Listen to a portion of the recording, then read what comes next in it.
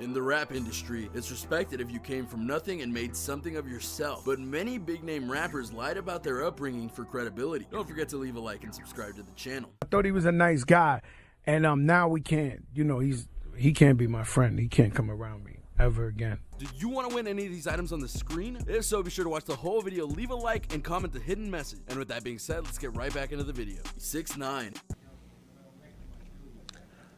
Look, 6ix9ine is not from the street.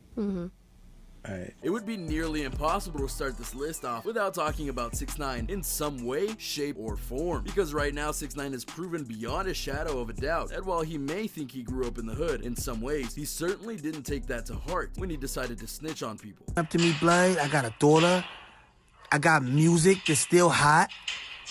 Like, I gotta do what I gotta do. Granted, there are many interpretations of growing up in the hood, including having a terrible upbringing, which at some point 6ix9ine honestly did have. Other times it's about living in a rough neighborhood, which you could also interpret for 6ix9ine from a certain point of view. But the biggest thing about being from the hood is that you understand what that means in the large scale, and the code of the streets that comes along with it. And it was clear from the outset this was not what 6ix9ine was interested in. He wanted the fame and glory that came with being a rapper that was from the hood, not the loyalty or respect for others that was meant to go with it. This just goes to prove how disrespectful 6ix9ine truly is, and was a foreshadowing for what his life is right now in terms of his legal situation. You see, like many people from various hoods, 6ix9ine decided to go and join a street group, this one known as the 9 Trey Bloods, who were stationed out of New York. His goal with getting with them was very simplistic. He wanted their power and influence to try and get himself a rap career, and in return, he would give them money that he made from the various avenues of his success. They were all for that and welcomed him to the group. Now, much like the code of the streets, groups like the 9 Trey Bloods have a very similar code, including the biggest one being that you don't betray the group under any circumstance. You can have beef with the group, you can handle disputes with the group in your own way, but you don't go to the police or the feds. Do I really need to explain what 6ix9ine did? Yeah, he went to the feds. 6ix9ine testified against his former associates, Anthony Harv Ellison and Aljamiah Nuke Mack of the 9 Trey Bloods. Or more accurately, the feds came to him and various other members of the 9 Trey Bloods and arrested them for possession of illegal substances, illegal enterprise, conspiracy, and many more charges, some of which carried life sentences if they were convicted. And at this point, it would be the code of the streets to keep your mouth shut. Let the feds play their cards and see what happens next. But for 6ix9ine, he didn't even wait a couple months before agreeing to the FBI that he would become a snitch for them. He agreed to a deal that would have him testifying against everyone that was arrested alongside him in the FBI bust, and would give them evidence and statements that would help the FBI take down the 9 Trey Bloods. The FBI was more than happy to take that evidence and testimony, and that led to 6ix9ine becoming one of the most famous snitches in the history of rap and the world, if we're being honest. The media, including us here at King Trending, were more than happy to document every single moment of what 6ix9ine was doing in the courtroom and beyond, because he basically sealed his own fate and proved without a shadow of a doubt that he really wasn't from the hood, because no self-respecting person from that area would snitch on their brothers the moment after they got arrested. 6ix9ine is obsessed with his image. Anyone that knows him will tell you that, and in one swift and sudden movement, all that work that 6ix9ine put into making his image went away. You can try and play cool and tough and say that his upbringing led him to where he is, but in the eyes of the rap world, he's a snitch, and snitches don't belong in the hood. Tupac.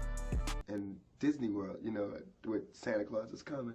And so, I think I'm growing up good. Didn't see that one coming, did you? Tupac may be one of the most legendary rappers to ever be born, but if you look at his upbringing and where he actually comes from, you'll see that he's not as hood as he and some others claim. For example, if you were asking where Tupac Shakur was born, you would say East Harlem, which can most definitely be defined as hood, depending on who you talk to. But the problem here is that Tupac's parents got him out of there and into Maryland before too long, where he attended a private school and even transferred later on to a school of the arts, where he could refine his artistic abilities, such as poetry, acting, and more. So just by that token, Tupac technically isn't from the hood, because most people from the hood wouldn't even dream of having a chance to go to a school like that. Plus, he was remembered as one of the most popular kids in his school because of his sense of humor, superior rapping skills, and ability to mix with all crowds. So as you can see, Tupac had it better than most, and it was his family, not him, who decided to move to San Francisco in order to have an even better life. This eventually led to him moving to Los Angeles so that he could go and live his rapper life that we all know and love. Now, I can already hear the hate from fans of Tupac saying, "You don't know about the hood. Tupac was from it and lived it." But is that really true? Think about his family first. While the mother was indeed a person who had a lot of substance misuse issues, she still had the sense to raise Tupac, and both her and Tupac's father were members of the middle class, as well as members of the infamous Black Panther Party. This led them to being in trouble with the law at times, but also getting off so that they were still able to take care of Tupac. So put that together with the schooling, which by the way led him to meeting one Jada Pinkett Smith, just saying, and you get a kid who didn't grow up in a rough neighborhood per se, didn't have a broken home, didn't have a lot of anger fueling his raps, and so on on and so forth. Oh, and he wasn't in a street group as a kid. Those are the telltale signs of someone being associated with the hood, and Tupac technically doesn't have any of those marks. So why is it that people associate the hood with Tupac? Simple, because rappers love Tupac. He was one of the people who helped make rap music what it is today. In the 90s, he was one of the biggest draws around. His music is so legendary that to this day he influences others in their own style. He's a legend, and his death hit a lot of people hard. In fact, his passing is still so hurtful that he is still believed to be alive somewhere out there, living life to the fullest and not being part of all the controversy and social disturbances that took his life. There are tons of conspiracy theories about Tupac being alive, and some feel that he being alive shows that the hood is alive and kicking even with so much new blood. Whether he's actually alive or not is up to you, but it's important to know where he came from and not just where he ended up. Drake.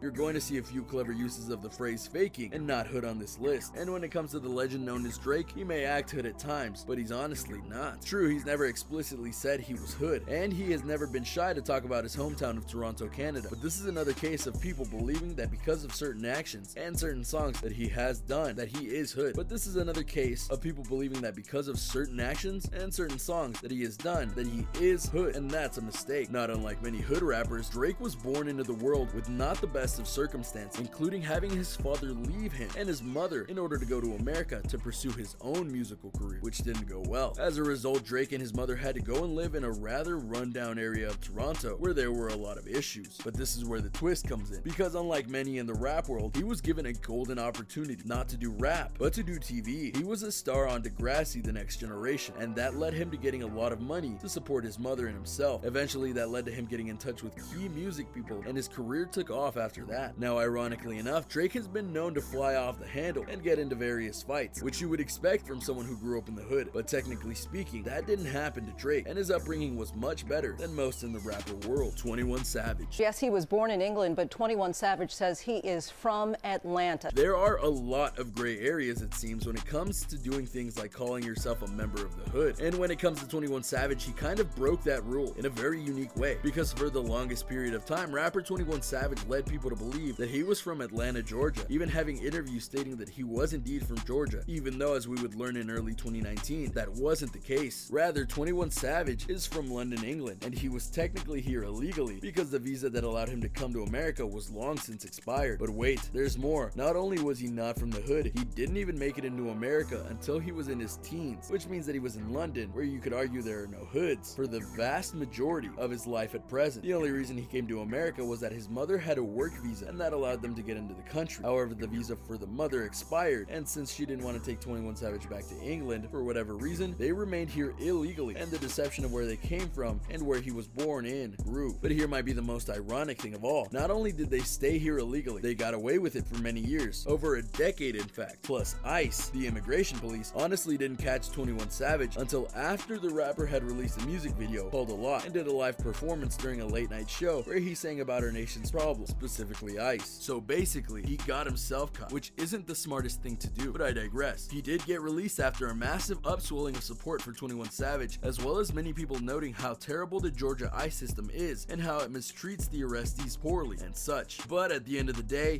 he wasn't really from the hood despite all his tales of being from Georgia. Whoops, Lil Wayne.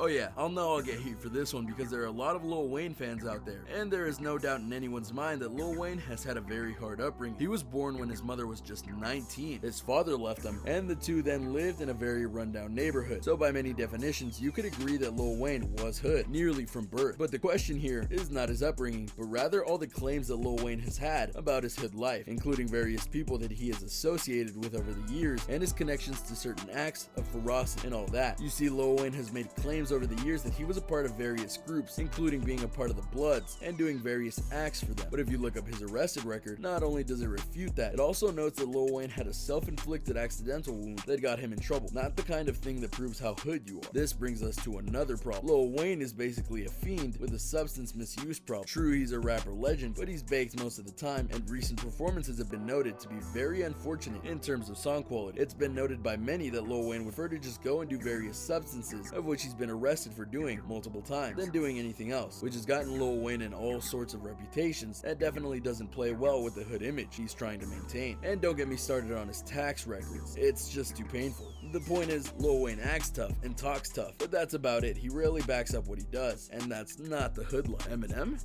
Got to where he is today, you need to know where he came from.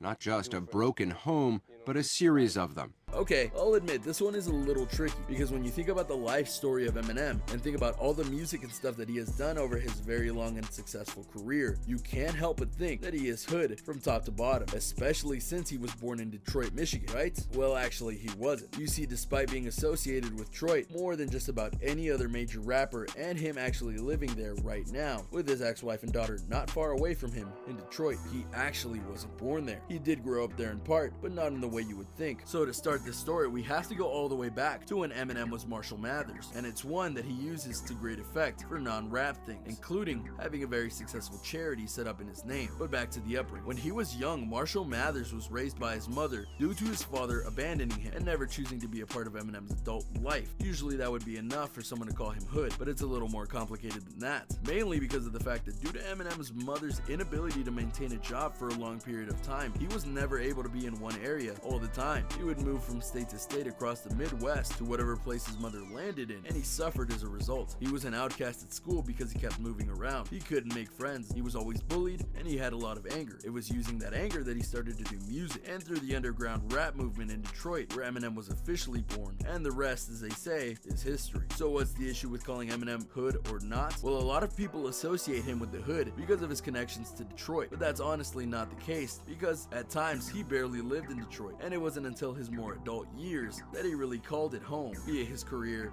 and his marriages to ex-wife Kim, as well as having his daughter Haley. So in a way, you could say that while he wasn't raised in the hood, he was partial to it when he was growing up, and he fully embraced it once he became an adult. And to be clear, he never faked being from the hood in the big sense, but it's more of a question of the pretense of his upbringing that gets him to the label of hood more than anything else. Either way though, there's no doubt that Eminem is one of the biggest and most important rappers in the world right now. He has hit music, tons of Grammys, and even an Oscar for his song Lose Yourself from his movie 8 Mile. And despite being in the twilight of his career, he's still cranking out songs and collaborations that put a lot of the younger crowd to shame. So whether he's hood or not, Eminem is a legend, and you best not forget it. The magnitude. Now, before any negativity spreads against these rappers for their not so accurate statements about being from the hood, you have to keep in mind, would these rappers really be respected if they weren't from the hood? People like to listen to rappers that they can relate to and understand the struggle that someone may be going through on the daily, and mostly every rapper has at least one song that talks about the struggle they had to go through in life to get where they were today, or the conditions/surroundings that they had to live in, or the unfortunate poverty that they were raised in, or having a friend lose his life over something gang related. The list goes on. And for the rappers in this list, they didn't necessarily live that and were pretty well off growing up. So in their position, would you want people to know that they weren't about that life? Would they be looked down upon for rapping what they didn't live? The answer is yes. The rap community would probably not take that very kindly. So as it's hard to track down the conditions some of these rappers grew up in, they decided to add fake struggles they had in their music, with nobody to really look into this. Now, this is in no way hating on these rappers. At the end of the day, their music is fantastic, and most are still at the top of the game to this day. In their defense, their lyrics may not be completely fake, but they are over exaggerated. No hate in that, it's for the culture. And there you have it, a look at some of the biggest rappers around and up and coming stars who try to make it seem like they were from the hood, but in fact weren't, or at the very least they weren't as much as people were led to believe. Does this make you see these rappers differently, or does it honestly not matter to you? Let me know in the comments below. Be sure to subscribe. Guys, it's your boy King Trending, and I'll catch you next time on the next video.